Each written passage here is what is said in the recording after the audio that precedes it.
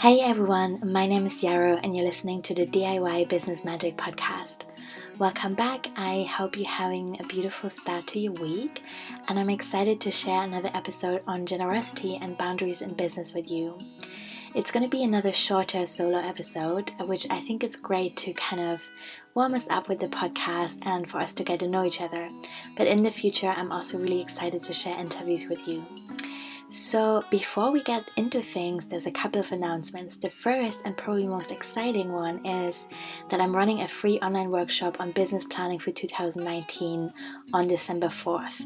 And I'm doing this because it's really important to me to bring like-minded people together and to find ways in which we can set goals that feel authentic and doable and sustainable before there's any risk that we get swept up in the January wildness around goal setting and scarcity and competition and dieting and all that bullshit that really no one needs. So let's get together and do some journaling. There'll be some storytelling. You can ask me anything.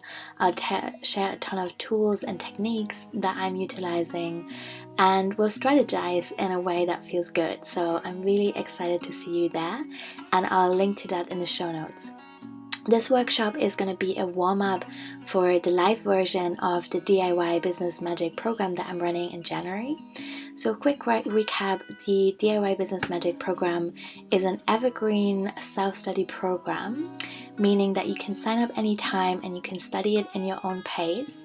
And it teaches you really anything, well, absolutely anything everything that you need to know to start a small business.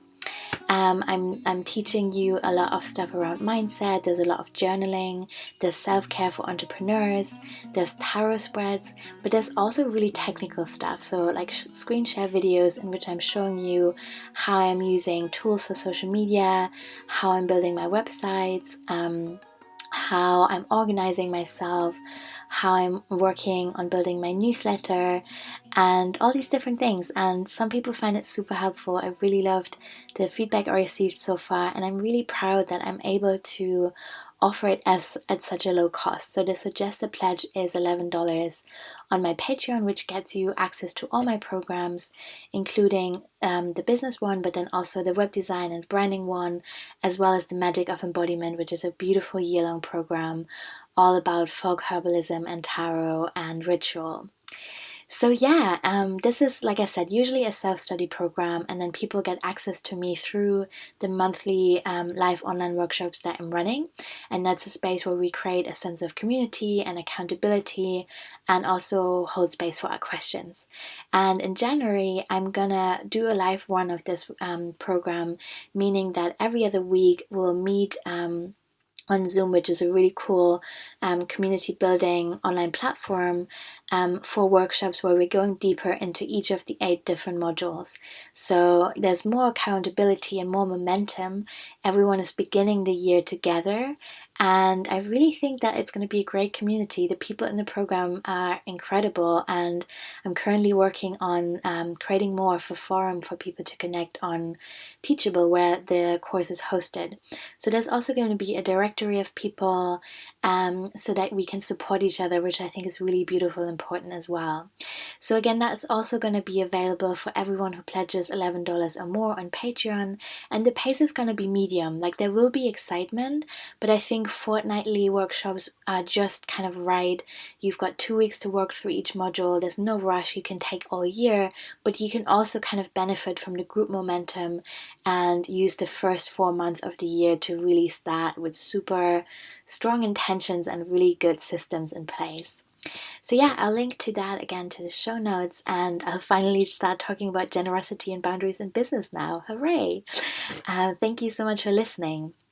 So I want to talk about this because I really think that having solid boundaries and also a sense of being able to be generous is a really key aspect of building a sustainable business. So when I was starting out almost 4 years ago, I used to say yes to absolutely everything because I needed to. I had no savings and no regular income, and I knew I really wanted to make this web design stuff work for myself. And so in the first couple of months, I just needed to build a portfolio, and the first commercial or professional website that I created for someone took me about 2 weeks to make, and I charged £85 for it. So obviously I totally underpriced myself, and while that was the right thing to do at the time because I didn't have any connections or an existing portfolio, I really cared to help other people to not have to go through that process in the future.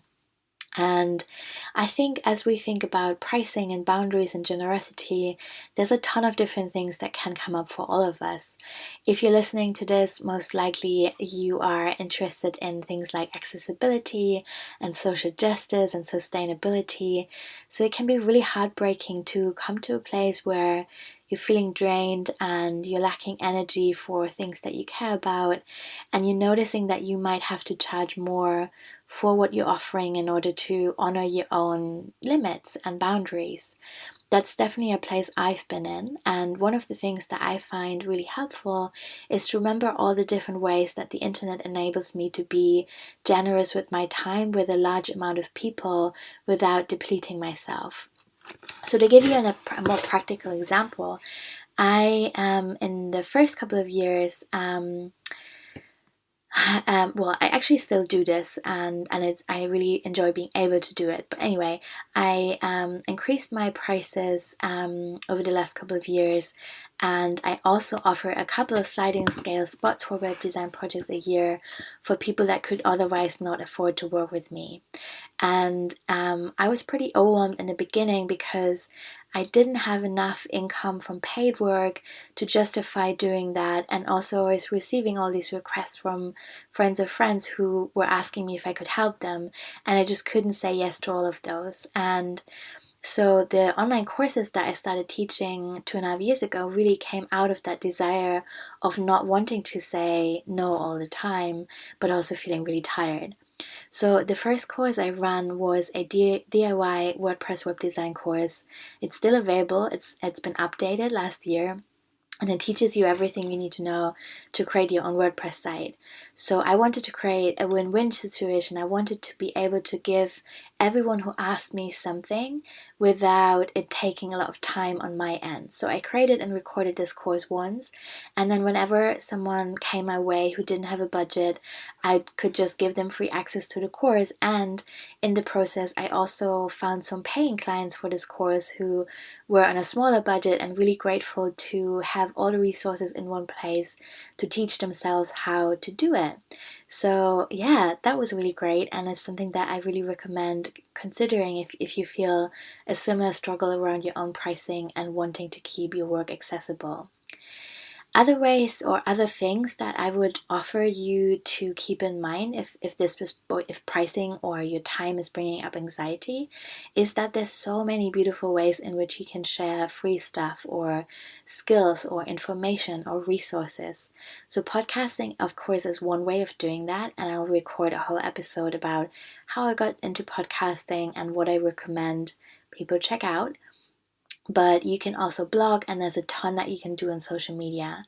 So again, I think this is a process of figuring out what kind of offering feel easy to create for you and what you can give generously without feeling depleted at the end of it. So for me, for example, podcasting feels pretty easy. I love just sitting down with my microphone, but I find creating live content a lot harder. So I love my webinars, and because I feel some sense of intimacy with the people showing up, I can prepare on my end. I like Zoom as a space, but I don't tend to do a lot of live content on social media. So, lots of people do Facebook Lives or Instagram Lives. Just find that more anxiety inducing for some reason. And I know that about myself, and I just respect that, and I, offer different things in other spaces, and that feels good to me. But yeah, sharing skills is really important, and it's just about finding a way that makes sense to you. Another example that I wanted to give you in an area where I kind of wanted to be generous and needed to find a way to have boundaries around that is sharing skills with clients. So pretty much right from the beginning, I used to, and still do, I always teach my clients at the end of a web design project how they can update and maintain and edit their own site. And I think that's really important, and I also feel like it is a feminist issue because I hear from clients over and over again who worked with men in tech who kind of locked them out of their own site or didn't properly explain to them what would happen to the site in the future, or didn't give them access to tools to edit and maintain it. So many people, or especially women, came to me after getting stuck in a situation where they were kind of tied to someone in particular to maintain their website.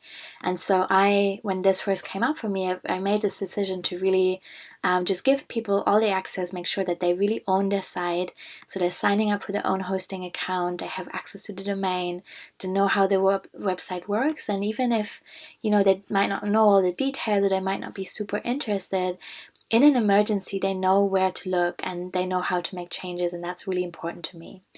And lots of people used to warn me about this and say, does that really make sense for you business-wise? Because you could just be charging these people ongoing fees for website maintenance, and then, you got regular income. And I decided against that because, well, for obvious reasons that I just described to you. I thought people needed to know how they can do it themselves. And I also found that this was a big reason for why so many people recommended me and why my business grew mainly through word of mouth in the first couple of years, because that was a new experience for people. Many folks who had hired someone in the area of tech or design had never been told, that they can do it themselves, and they found that cool. And so they told other people and were like, hey, I work with this web designer, and the website looks great, but I also know how to manage it myself. So yeah, that's another example of generosity creating a win-win situation for everyone involved. Okay, just looking back at my list, I made some notes. Oh yeah, so another example I wanted to give to you was the monthly workshops that I'm running. So if you've been in the online marketing world for a while, you might know of a concept that's called a funnel. So traditionally, or is there anything online that can be called a tradition? I don't know. But anyway, more conventionally, a funnel would be something where you are asked to sign up for some kind of free gift. So that could be a workshop or a download on audio or a mini course or a list of resources. There's so many different options. And then you're kind of on someone's list and you receive a nurture sequence that gives you more information. It might tell you the story of that business you got involved with, and it might prompt you to engage on social media, for example. And there's absolutely nothing wrong with that. That's not what I'm saying at all. I think that free offerings are a great way to, share skills, like I said, and also to give people a chance to get to know your work before they commit to spending any money. And if you have the right systems in place, this really doesn't have to be hard in any way. It's not like you have to individually send out PDF downloads to each and everyone who signs up. And I'll talk about systems till the cows come home if you like, so do hit me up if you have any questions around that. So anyway, this is conventionally what a funnel looks like, and it will then eventually lead into a paid program or product or service that people want to get you to buy. And like I said, there's nothing wrong, it makes total sense. But what I notice is that it feels really nice to offer free stuff not within the framework of a funnel where people are being led specifically to buy something right away. So what feels really good to me at this point in my business is to really sit with this idea that this is the free stuff, anyone can sign up for it. The people that will be in the right place and have the budget and the desire to work with me in a deeper way will spend money or buy something or become a Patreon. And it is 100% cool for everyone else to not do that, because it isn't right for everyone at this time to do an online course or join a group program or whatever. And I think this is maybe this sounds a bit far out, but I think this is a difference in the energetic approach, and that has become really important to me over time. And I also noticed that sometimes when there's a clear pattern where we're not hearing from someone for a month and month, there's no newsletter, there's little engagement on social media, and then suddenly when there's something to sell, we're being offered free stuff. I think that I 100% understand that it's really difficult to come up with free stuff all the time, and that there's so much work behind the scenes that many people don't see. So it is difficult, and so I understand that people often only offer free stuff when they have something to sell. But at the same time, I think there's really beautiful elements to building a community long term, and to not think only about conversion rates and what we can sell and how, but to see this as a long game, because that's really what makes a business sustainable, to be in it for the long run. And that requires a lot of resilience and a lot of community that has your back. And I think generosity is the ground on which we can build that. Oh yeah, another example in which generosity has worked for me, but in which I also needed to find boundaries. So in the beginning, I was often spending a lot of time, a couple of times a week, in Facebook groups, and I would just search for questions around tech and design, and then I would answer them and share resources, and I wouldn't link straight to my work. But I found that many people found my answers useful, and then they went and checked my profile out, and some of them then got in touch and hired me. And I think that's a great way, again, to create a win-win situation. There will be a ton of people who just get an expert to answer their questions for free, which is great. And then there'll also be a lot of exposure for you, and you'll get to find new clients that might want to work with you. However, a boundary that I needed to set around that, for example, was that I really don't want to hang out on Facebook all the time, and I don't encourage people. Well, in fact, I actually actively discourage people from messaging me on Facebook, because I think it's not the right place for me to talk about business stuff. So I'm happy to talk about this in groups at specific times during the week, definitely not every day, but usually the best way to get in touch with me around business stuff is to send me an email, and then I can decide how I want to work with my inbox, and that feels good to me. So I also want to talk about some boundaries that I drew around things that I'm offering. And also, by the way, I really don't want to make it sound like I'm some kind of saint who's offering free stuff all the time. I am also someone who needs to make a living. I'm asking for support. I talk about my Patreon a lot. I really appreciate that support. And I don't expect anyone to, do something similar or find that this is the right way for them to do it. All I want to do with this episode is to share how I found ways to be generous while also having good boundaries. And this could totally look like something completely different for you, and that's totally fine as well. But it is all about sharing, tools and approaches, and that's what I'm excited about. So anyway, here are some boundaries that I've put in place for myself. I don't do late night or weekend ad hoc work.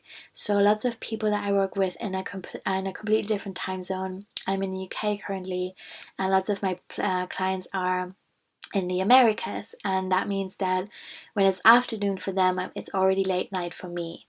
So I'm communicating to them that they can always expect to hear from me within 24 to 48 hours, but I'm not gonna get on quick little jobs in the evening or at the weekend, because that's my downtime and I need to be off the screen as much as possible. I also don't answer emails over the weekend, and I have a fixed schedule for calls. So I have an Acuity account, which feels really helpful. It means that I don't email back and forth around scheduling. I just send people that link, and then within Acuity, I block specific times in the week for calls, and those are the only times that people can book in.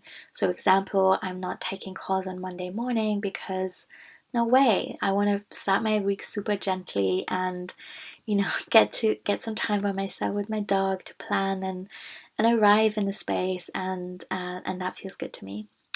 I also don't run Facebook groups anymore. I used to be quite into them, and I ran one of them successfully with about 500 members, and that was a space in which I was sharing tech and design resources, and I was answering questions.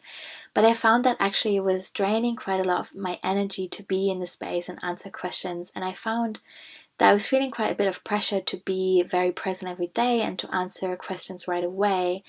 And at the same time, I wasn't feeling that I was building community, because people increasingly feel like Facebook is a very distracting space. It's not necessarily, in my experience, a space where deep conversations are being had or where we form very authentic or even intimate relationships with people that we meet.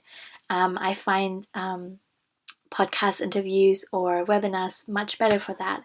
So I let go of the two groups that I had. And I also decided not to be on Twitter anymore. I had built my Twitter account to 4,000 followers, but again, I found that I was not using it, and it didn't look good to have a space where, that was pretty dated. There was just not a lot going on there. And I felt that the kinds of conversations I wanted to have didn't really have a space on Twitter because it's such a fast-paced environment. And I know it works for a lot of people, and that's amazing. It just didn't work for me, so I let it go. And I'm not surrendering to the pressure to be everywhere all the time. And then finally, I don't promote products or services that I'm not using myself. And again, I'll have a whole episode about affiliate marketing and how I feel about that in the future. So I think it's important to talk about as well. Oh, and then one last thing, which is probably the most important thing, is regardless of how many hours I work that week, I will take time off if I need to. And that is, to me, about getting away from the mindset that only a 40+ hour week is, in air quotes, a full-time working week, whatever that's meant to mean. And I really just want to unlearn measuring my productivity or my worth as a person that way. And so yeah, yay for being generous, yay for having boundaries. I hope that makes sense for you in some way, and I hope that it just kind of gave you a glimpse behind the scenes of how I'm navigating this stuff. And as always, if you have any questions at all, I would really love to hear from you, and I would totally appreciate your Patreon support or just leaving a review and sharing the podcast if you like it. Thank you so much.